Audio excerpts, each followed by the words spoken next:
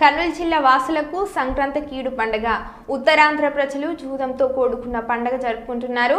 జిల్లా ప్రజలకు నీటి వసతి, పొలాలున్న పనులు కల్పించడంలో పాలకులు పూర్తిగా విఫలమయ్యారని కర్నూలు ప్రగతి సమితి అధ్యక్షులు ఎం శ్రీహర్ష అన్నారు. అందరికీ సంక్రాంతి పండుగ శుభాకాంక్షలు. ప్రతి ఒక్కరూ వారి కుటుంబ సభ్యులతో వారి సొంత ఊర్లకు వెళ్ళి ఈ పండుగ గొప్పగా జరుపుకోవాలని వెళ్తుంటారు.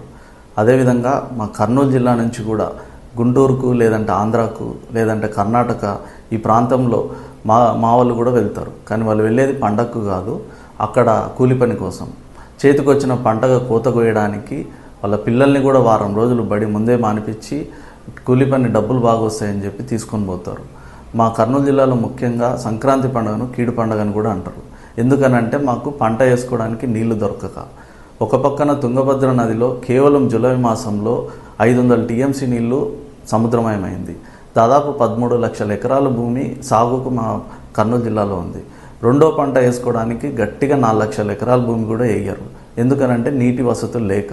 దీని నిర్లక్ష్యం ఎవరంటే స్పష్టంగా తెలిసింది మాత్రం మా నాయకులే.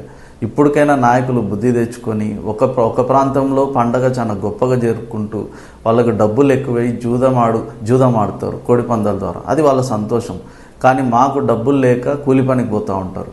ఓ పక్కన నీళ్లు పెట్టుకొని, భూమి పెట్టుకొని, చేతి పని చేసే గొప్ప మనుషులు పెట్టుకొని వసతులు కల్పించాల్సిన అవసరం ఖచ్చితంగా రాజకీయ నాయకులదే.